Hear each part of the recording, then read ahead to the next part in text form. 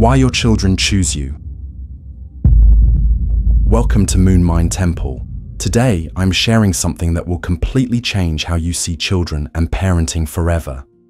What if I told you that you didn't really choose your children? They chose you. Most of us grow up with a simple story. We decide when to have kids. We plan our families. We're in control of this huge life decision. But there's a hidden truth that ancient wisdom traditions have understood for centuries. Children are souls with their own mission, and they actively select the parents who will help them fulfill their purpose. Let me ask you something. Have you ever met a child who seems to be the perfect teacher for their parents? Maybe a super energetic child born to parents who need to learn flexibility, or a highly sensitive child who helps emotionally closed-off parents open their hearts, or a stubborn child who teaches passive parents how to set boundaries. This is not random, it's by design. When you start seeing the parent-child relationship this way, everything transforms.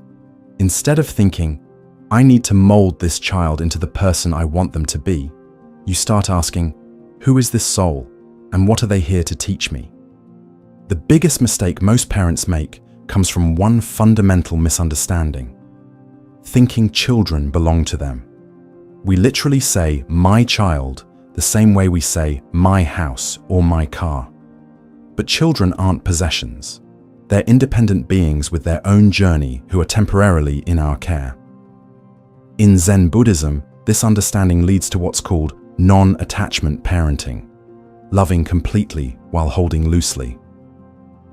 I want to share something revolutionary about why specific children enter our lives. There are three main soul purposes that explain why certain children choose certain parents. First, some children come as healers. These souls often select parents who've experienced trauma, loss, or hardship. Their natural joy, forgiveness, and loving nature help parents recover parts of themselves that had become wounded. I've known parents with difficult childhoods whose children's unconditional love finally showed them what healthy attachment feels like. The child isn't just receiving care, they're actively healing generational wounds. Second, some children arrive as challengers. These souls deliberately choose parents who need specific growth lessons. The extremely active child who forces structured parents to become more flexible. The questioning child who pushes parents beyond black and white thinking. The independent child who teaches over-controlling parents to let go. These children aren't being difficult. They're perfectly fulfilling their sole purpose of catalyzing their parents' evolution. Third, many children serve as mirrors, reflecting back our unresolved issues with incredible precision. This is the most common and most powerful soul agreement. Have you noticed how your child seems to trigger your exact emotional hot buttons? The child who tests boundaries might be revealing where you need stronger boundaries in your own life. The anxious child might be highlighting your own unacknowledged fears. The child who seeks constant approval might be showing your own need for external validation. This mirroring isn't punishment, it's a gift. In Zen practice, this is like how a master presents the exact challenges a student needs for growth. Your child's triggering behaviors are often showing you precisely where healing is needed in your own life. The question isn't, how do I fix my child? But, what am I being invited to heal within myself? One of the most painful struggles in parenting comes from expectations. We build elaborate visions of who our children will become, their achievements, interests, personality, life choices. When they inevitably deviate from this mental image, we feel disappointed or worried. But the problem isn't the child, it's our attachment to an imaginary future that exists only in our minds. In Buddhist teaching, this attachment to specific outcomes is recognized as a major source of suffering. The practice of beginner's mind offers a powerful alternative, meeting each moment freshly, without preconceptions. When we can see our children as they truly are right now, rather than through the filter of our expectations, we create space for their authentic development and save ourselves unnecessary heartache. This doesn't mean abandoning guidance. Children absolutely need boundaries and direction to feel secure. But there's a world of difference between offering guidance while honoring their essential nature versus trying to force them into becoming someone they're not. One approach nurtures growth, the other creates rebellion or compliance at the cost of authenticity. Let's talk about what children actually need from parents. Here's the liberating truth. They don't need perfect parents. They don't need parents who never make mistakes or who always know the right thing to do. What they need is authentic parents, adults who are real, who acknowledge when they mess up, and who are actively working on themselves. Children learn primarily through observation, not instruction. A parent who lectures about honesty but lies when convenient is teaching dishonesty. A parent who talks about respect but speaks harshly to others is teaching disrespect. Your actions, energy, and way of being in the world shape your child's understanding of life far more powerfully than your words ever could. This brings us to discipline, probably the most misunderstood aspect of parenting. Many people think discipline means punishment or forcing obedience. But the word discipline actually shares its root with disciple and teach. True discipline isn't about controlling behavior through fear. It's about teaching understanding and natural consequences. When a parent punishes a child from a place of anger or power, the child learns about domination and resentment. When a parent sets clear, consistent boundaries with compassion, the child learns about respect and responsibility. The difference in approach creates entirely different outcomes, not just in childhood, but throughout life. Here's something rarely discussed in parenting circles: how our own childhood wounds automatically affect how we parent. If your parents were critical, you might find yourself criticizing your children without thinking. If your emotions were dismissed growing up, you might struggle to validate your child's feelings. If you weren't protected, you might become overprotective or, surprisingly, underprotective. These patterns aren't your fault, but becoming aware of them is your responsibility. In Zen practice, this awareness is called waking up, recognizing the unconscious patterns that drive our behavior.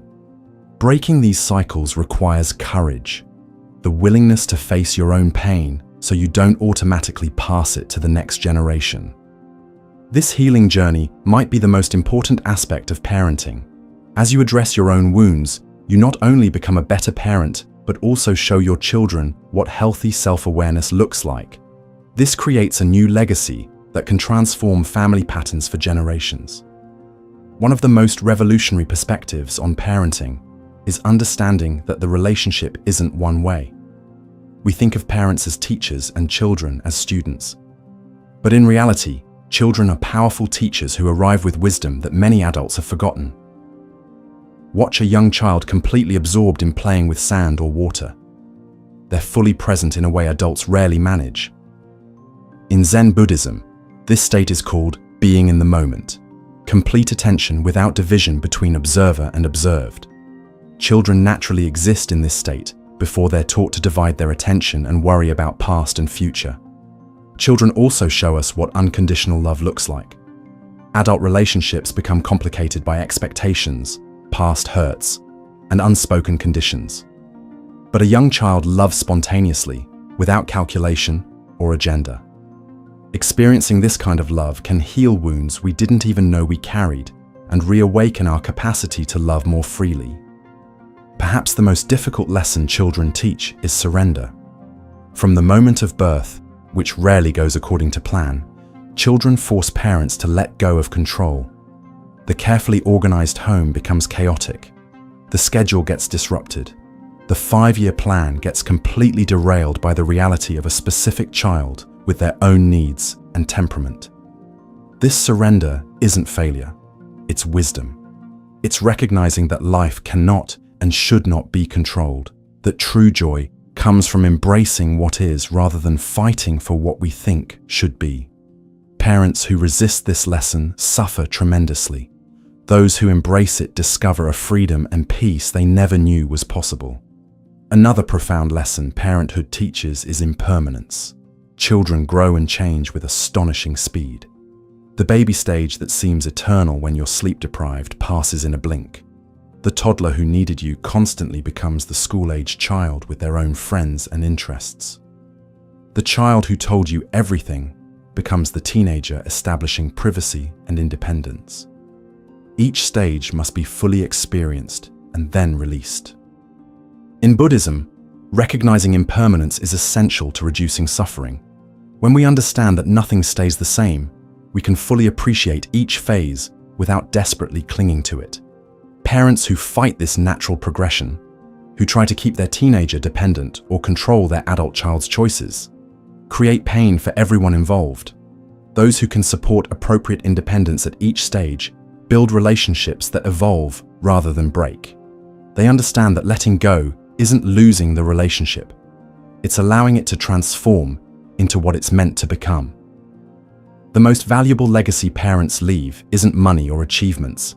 It's the quality of presence they brought to their child's life. A child who was truly seen, heard, and valued grows into an adult capable of seeing, hearing, and valuing others. This ripples outward, affecting not just their relationships, but their entire approach to life and community. Imagine a world filled with people who knew their inherent worth, who could manage their emotions, who understood that mistakes are for learning, and who approached others with compassion rather than judgment.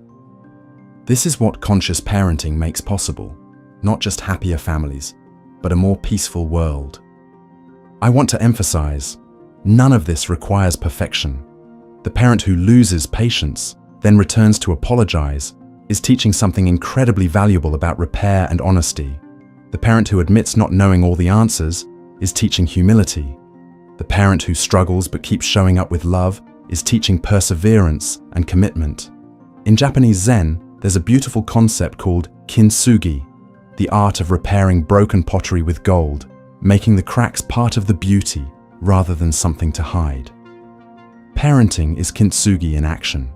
Our mistakes and repairs become part of the beauty of our relationship with our children, not flaws to be hidden. The journey of parenthood isn't about achieving some perfect state of constant patience and wisdom. It's about bringing awareness to each moment, each interaction, each challenge, approaching the parent-child relationship as an opportunity for mutual growth and deeper connection. Children don't choose parents who will never make mistakes. They choose the parents whose particular strengths and challenges create exactly the environment their soul needs for growth. And perhaps on some level, we choose them too, recognizing that this particular being will help us evolve in precisely the ways we need. If this video has resonated with you, I invite you to try something. In your next challenging parenting moment, pause and ask, what might both of us be learning right now? This simple question can transform frustration into opportunity. The children in your life have chosen you for a reason. The relationship isn't random. It's a sacred agreement between souls for mutual evolution. When we recognize this deeper purpose, even the hardest days of parenting take on new meaning. Thank you for joining me at Moon Mind Temple today. If these ideas have touched something in you, please share your experiences in the comments. What has parenthood taught you? How have the children in your life changed who you are? Let's continue this conversation below. And if you found value in this video, please hit subscribe and share it with others who might benefit. Until next time, remember, the greatest spiritual teacher in your life might be the very one asking for another bedtime story or challenging your patience. The sacred disguises itself as the ordinary, and nowhere is this more true than in parenthood.